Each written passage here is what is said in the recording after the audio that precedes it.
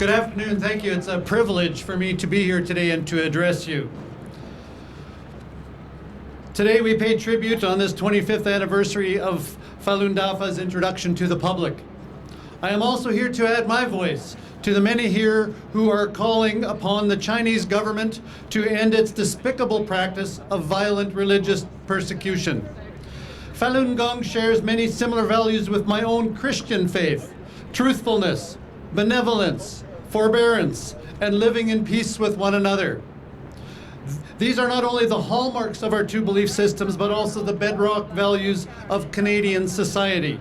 In Canada, people believe that we have the freedom to worship and express their beliefs, practices, and values with the assurance that the government will not interfere.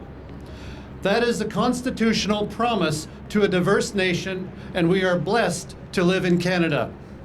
Sadly, though, we also share the heartache over persecuted brethren.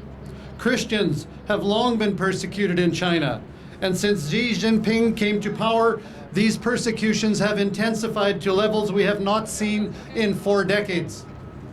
In the same way it has sought to eradicate Christians, the Chinese Communist Party has also sought to eliminate the spiritual practice of Falun Gong in China.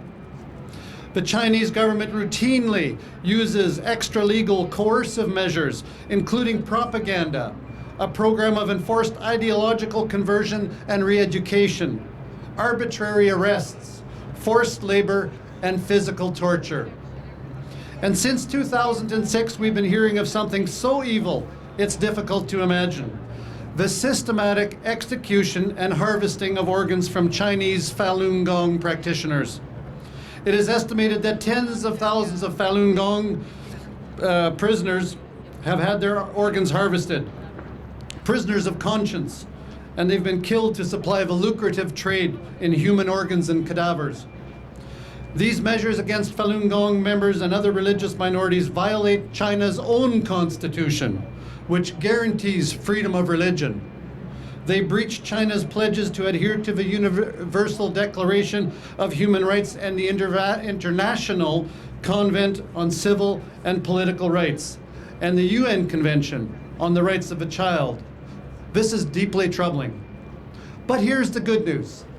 When we meet like this, when we speak out for those with no voice, together we help shine a light into the dark places, into the regimes and ideologies of our world that hate and repress religious freedom and faith. And we do it by upholding, by cherishing, by defending the truly Canadian values of religious freedom, freedom of speech, and freedom of conscience. I stand with each one of you here in calling upon China to end the heinous practice of forced organ harvesting and once and for all end its persecution of Falun Gong practitioners. Let's continue to raise our voices in defense of freedom of conscience. Thank you.